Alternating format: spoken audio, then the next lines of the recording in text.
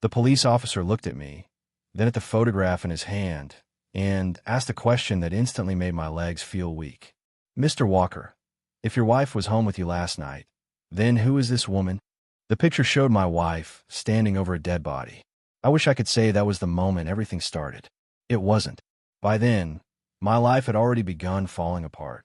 My name is Ryan Walker. I'm 41 years old, and until 8 months ago, I believed I had the kind of marriage people envied. Not perfect, just solid, predictable, safe. My wife, Natalie, and I had been married for 14 years. We lived outside Denver, Colorado. We had a 12-year-old son named Tyler, a golden retriever named Duke, a mortgage, 2 cars, arguments about grocery bills. The usual. If someone had asked me to describe Natalie, I would have said she was the most honest person I'd ever met. That sentence keeps replaying in my head now, because I don't know if it was true, or if I never really knew her at all. The strange things started small. Small enough to ignore. Small enough to explain away. The first was her phone. Natalie had never cared about privacy. Then suddenly she cared a lot. New password. Screen always face down. Phone carried everywhere. Bathroom included. I noticed. Of course I noticed. But I also knew people go through phases. Maybe work was stressful. Maybe she was planning a surprise. Maybe I was overthinking. At least that's what I told myself. Then Tyler asked me a question during dinner. One simple question. "Dad, why does Mom keep going to Grandpa's house at night?" Natalie froze. Only for a second. But I saw it.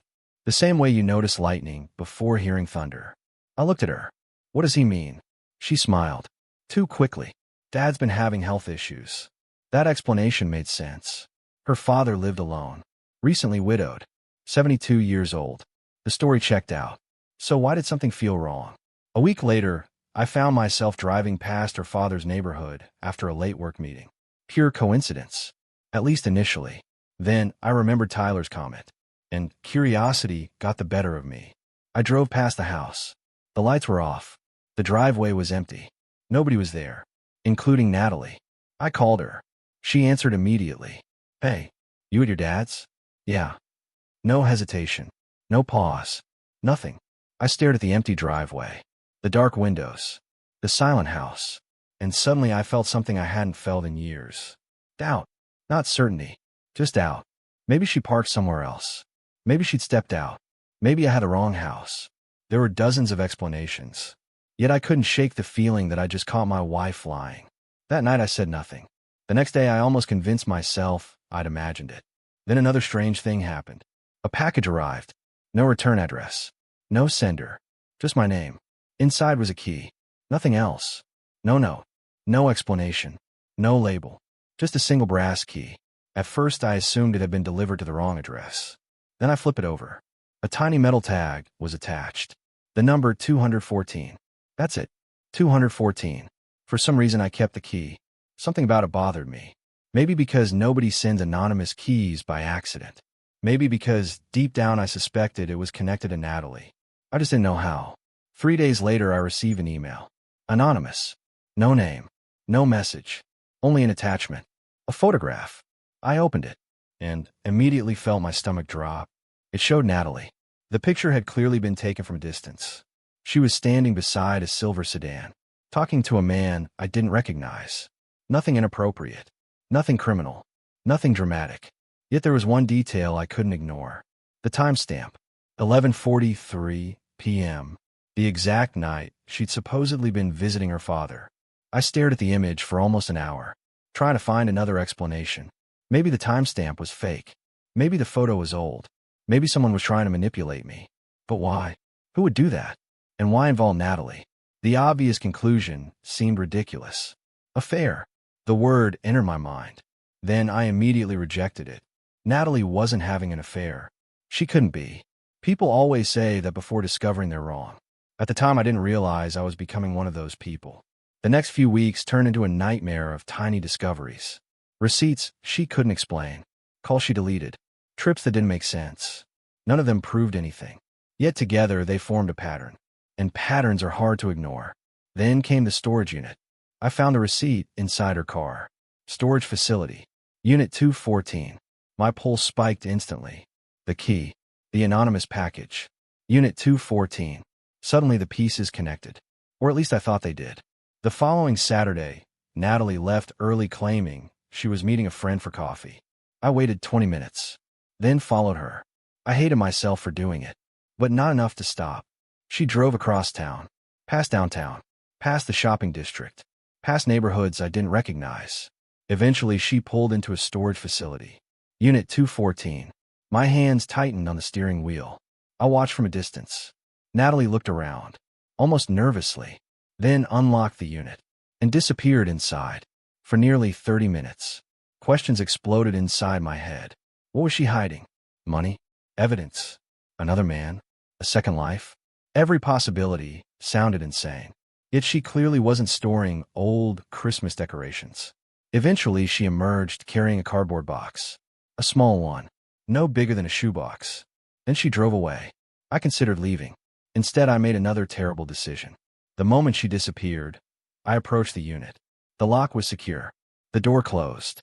But something caught my eye. A handwritten number on the side panel. Not 214, 215. An arrow pointed toward the neighboring unit. I frowned. Why? Then I noticed something else. The unit beside hers wasn't locked. Not completely. The latch hung open slightly, as though someone had left in a hurry. Every instinct told me to walk away. Instead, I pulled the door open. What I saw made absolutely no sense. The unit wasn't filled with furniture, or boxes, or storage junk. It was filled with photographs. Hundreds of them, pinned to walls, spread across tables, stacked in folders, all focused on one person. Natalie. I stood frozen. Picture after picture. Different locations. Different years. Different clothes. Someone had been documenting my wife's life for a very long time. Some photographs looked recent. Others were over a decade old. One showed her holding newborn Tyler in a hospital parking lot. Another showed her entering our first apartment. Another captured our wedding day from far away. Whoever took these pictures wasn't a random stalker. They had been watching her for years. A sound behind me nearly stopped my heart. Footsteps.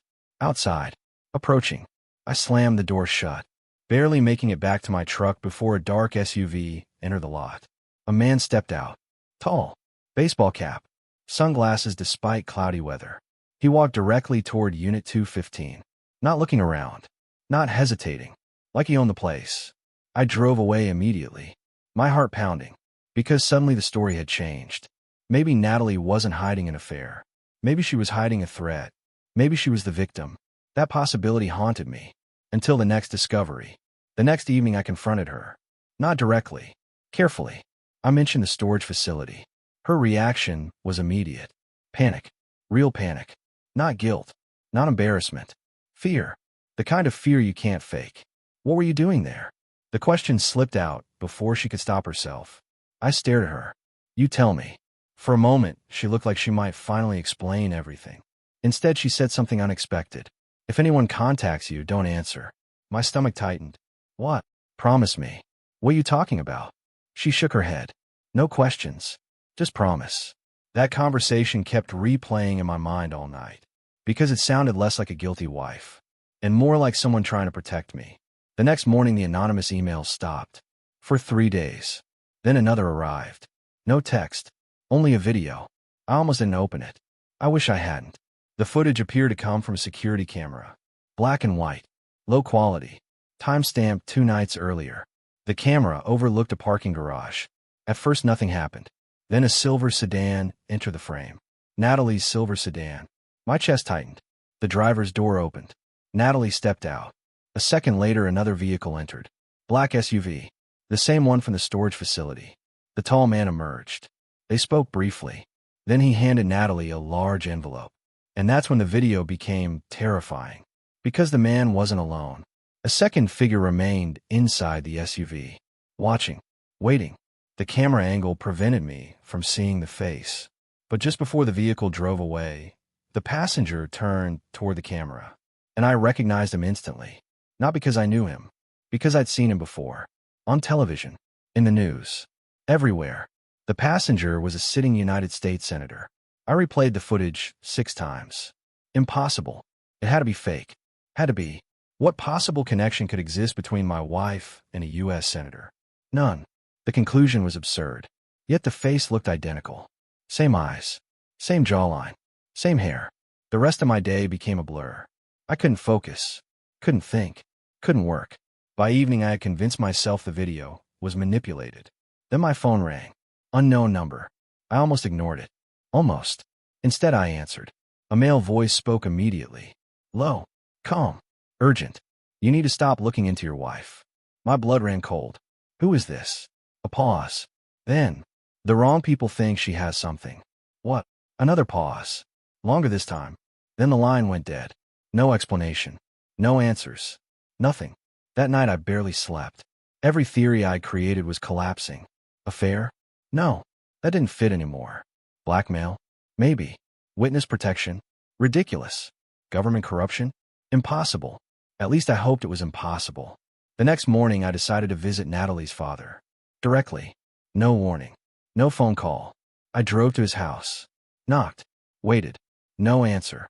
Then I noticed something strange. The mailbox. Overflowing. Days worth of mail. Maybe weeks. I walked around the side of the house and found the back door slightly open. Immediately I knew something was wrong. The house was silent. Too silent. I stepped inside. Dennis. No response. The living room was empty. The kitchen untouched. Then I saw the calendar hanging on the wall. The last date marked with a pen circle. 23 days earlier. My pulse accelerated. I moved deeper into the house. Bedroom. Bathroom. Garage. Nothing. No Dennis. No sign he'd been there recently. Then I noticed a folder sitting on the dining table. One sheet of paper visible inside. A photograph. I pulled it free and instantly felt my knees weaken.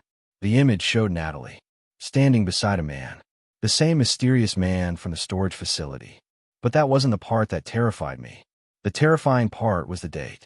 Because the photo had been taken 16 years ago. 2 years before I ever met her. And written across the bottom in black marker were 6 words. She doesn't know who she is. I stared at the photograph, trying desperately to understand, failing completely, because in that moment I realized something. For weeks I've been asking the wrong question. The mystery wasn't what Natalie was hiding. The mystery was whether Natalie even knew the truth herself. And deep down, I was starting to fear she didn't. She doesn't know who she is. I must have read those words 20 times, maybe more. Each time I looked at the photograph, I hoped I'd misunderstood it. I hadn't. The message remained the same. The woman in the picture was Natalie. The man beside her was the same man I'd seen at the storage facility. And whoever had written those 6 words seemed convinced of one thing. My wife was living a lie. The question was whether she knew it, or whether someone else had built that lie around her. I left Dennis's house with more questions than answers. The strange thing was that I wasn't even sure Dennis was missing anymore. What if he'd left intentionally? What if he was hiding? What if Natalie already knew where he was? Every theory felt equally possible. That evening I confronted her. Not aggressively. Carefully. I showed her the photograph. The moment she saw it, her face lost all color. For a split second, I thought she recognized the man. Then she surprised me. Where did you get this? Not who is that? Not what is this? Where did you get it? The difference mattered. A picture isn't the problem right now, I said. Who is he? Natalie stared at the image. Long enough to make me uncomfortable. Then she shook her head. I don't know. I want to believe her. I really did. But something fell off. Not because she seemed dishonest. Because she seemed genuinely confused. Almost disturbed. Like someone looking at a forgotten memory. Then she pointed to the date. 16 years ago. That can't be right. My pulse quickened. Why not? Because I don't remember that. A strange answer. Most people don't remember specific days from 16 years ago. Yet Natalie looked absolutely certain. As if she knew something impossible. How can you know you don't remember it? She hesitated, then answered quietly. Because I don't remember anything from that year. I froze. What? Natalie looked away. Almost ashamed. I never told you. Suddenly everything felt different. The room. The conversation. The entire story. What do you mean? She took a deep breath. When I was 22, I was in a car accident. I stared at her. In 14 years of marriage, she'd never mentioned this. Not once. Why didn't you tell me? She shrugged weakly. Because it wasn't important. That answer made no sense. People don't forget entire years and then decide it's unimportant. Natalie continued. According to her, the accident happened during a road trip through New Mexico. She suffered a head injury. Nothing life-threatening. But afterward, large sections of memory disappeared. Months. possibly longer. Doctors told her recovery wasn't guaranteed. Some memories returned. Others never did. I sat there trying to process everything. Because suddenly another possibility emerged. What if the photograph wasn't exposing a secret? What if it was exposing something Natalie genuinely couldn't remember? That idea should have reassured me. Instead, it terrified me. Because forgotten memories don't disappear without a reason. The next morning, another email arrived. No message. Only an address. A motel. 30 miles outside Denver. Room 117. No explanation. No instructions. Nothing. I almost deleted it. Then I noticed the timestamp. The email had been sent only 12 minutes earlier. Someone was actively watching. Someone wanted me to go there. The smart decision would have been ignoring it. Instead, I drove there immediately. The motel looked exactly how you'd imagine. Half empty. Faded paint. Broken neon sign. The kind of place people use when they don't want questions. Room 117 sat at the far end of the building. The curtains were closed. No lights visible. I knocked. No answer. I waited. Nothing. Then I noticed an envelope taped beneath the room number. My name was written across the front. Ryan. Inside was a flash drive. Again. No note. No explanation. By this point, I was beginning to hate flash drives. I returned to my truck, opened my laptop, and clicked the only file. The video appeared instantly. A younger Natalie sat across from an older man. The footage looked professional, almost like an interview. A date appeared in the corner. 16 years earlier. The same year as the photograph. The man asked questions. Natalie answered. At first, everything seemed normal. Then the conversation took a strange turn. Do you remember your real name? The younger Natalie laughed nervously. What kind of question is that? The man repeated it. More seriously. Do you remember your real name? The smile disappeared. Natalie looked uncomfortable. Then the video ended. Abruptly. No context. No explanation. Nothing. I sat frozen. Because one thing was becoming impossible to ignore. Whoever was sending these files wasn't trying to destroy my marriage. They were trying to tell me something. But what? And why not simply explain it? The answer came sooner than I expected. That evening I received a phone call. Unknown number. Again. This time I answered immediately. The same male voice. Calm. Controlled. You found the motel. Not a question. A statement. My heart started racing. Who are you? Silence. Then. Your wife is in danger. I laughed bitterly. At this point, everybody seemed to be in danger. From who? Another pause. Long enough to be intentional. From the people who think she remembers. The words sent chills through me. Remembers what? The line went dead. Again. No answers. Only another mystery. By then I was obsessed. I barely slept. Barely worked. Every waking moment revolved around one question. What exactly had Natalie forgotten? And why were people willing to stalk her for 16 years because of it? Then something happened that changed everything. Tyler disappeared. 4:23 minutes. That doesn't sound dramatic. Parents lose track of kids all the time. But this felt different. He didn't come home from school. Calls went unanswered. His friend hadn't seen him. His teachers thought he'd left normally. Panic hit instantly. Natalie was hysterical. I was preparing to call police when Tyler finally walked through the front door. Perfectly calm. Holding a sealed envelope. Some guy gave me this. Every muscle in my body tightened. What guy? Tyler shrugged. I don't know. The envelope contained a single photograph. Nothing else. The image showed Natalie standing beside a hospital bed. The date stamp was 16 years old. Same year. Same mystery. But the patient in the bed wasn't Natalie. It was a young girl. Maybe 13 years old. And written across the back were 4 words. This isn't her. Natalie stared at the photograph. Completely frozen. Then something unexpected happened. She dropped it. As if touching it hurt. What's wrong? She didn't answer. Instead, she whispered something barely audible. No. I had never heard fear like that before. Not even close. Her hand was shaking. Tears forming instantly. Then she said something that made my blood run cold. I've seen that room. The photograph slipped from my fingers. What? I know the hospital room. The statement shouldn't have mattered. Except Natalie supposedly couldn't remember that year. Yet somehow she recognized the room immediately. How? The answer terrified her. And that terrified me. Over the next several days, fragments started returning. Not complete memories. Pieces. Random details. Hallways. Voices. A woman crying. A man arguing. Flashes. Nothing coherent. but enough to convince Natalie that something had happened. Something important. Then came the breakthrough. Saturday night, just after midnight, Natalie woke up screaming. Not shouting, screaming. The kind of scream that instantly tells you something is terribly wrong. I found her sitting upright in bed, hyperventilating, trembling, eyes wide. What happened? She couldn't answer. For nearly a minute. Then finally, I remember the man. My pulse exploded. What man? The one in the photograph. I sat beside her. Who is he? Natalie looked directly at me. And for the first time since this nightmare began, I knew she wasn't guessing. She remembered. At least part of it. He wasn't following me. Every hair on my neck stood up. What? He was protecting me. The room suddenly felt smaller. Everything I believed shifted. Again. The stalker. The photographs. The storage unit. The surveillance. The years of monitoring. What if none of it was about obsession? What if it was about protection? Natalie continued. He worked for my father. My mind raced. Dennis. Her father. The supposedly sick old man. The man who had vanished. Nothing made sense. Then she whispered the sentence that changed everything. The accident wasn't an accident.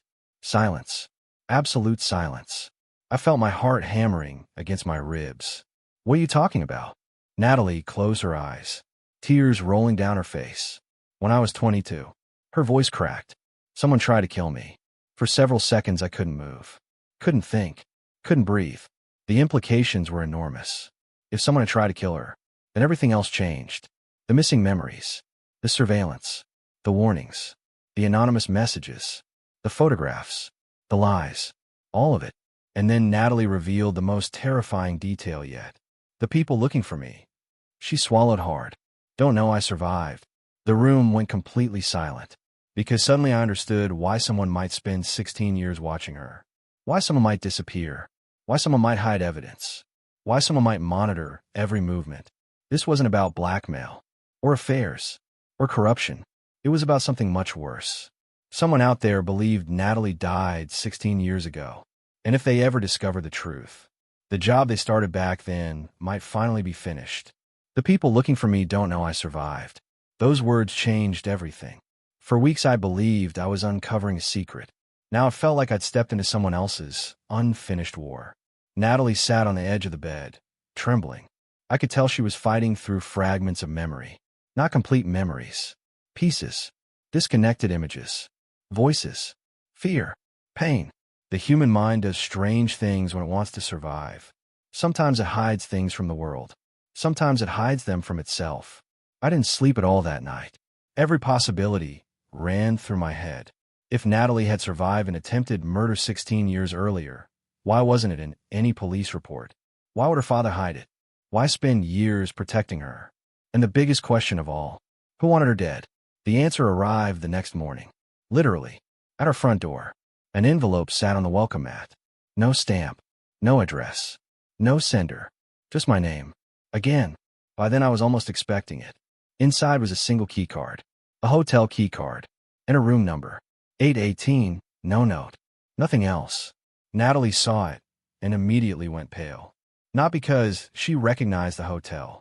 Because she recognized the number. I know that room. My pulse accelerated. What room? I've seen it before. She closed her eyes, trying to pull something from the darkness. Then suddenly she whispered, Hospital room 818. A memory. A real memory. The first clear one. We spent the next 2 hours tracking down the hospital. It wasn't easy. The building had closed years earlier. Eventually we located it. An abandoned medical center outside Colorado Springs. The place looked forgotten. Boarded windows. Cracked pavement. Weeds growing through concrete. Yet something about it felt alive. Like it was waiting. Natalie stopped walking the moment we entered. The old lobby. The hallways. The elevators. Every step seemed to trigger another memory. I watched her expression change repeatedly. Confusion. Recognition. Fear. Then she stopped outside a rusted door. Room 818. Exactly where the key card had led us. The room was empty. At least initially. Dust covered everything. Broken furniture. Peeling paint. Nothing useful.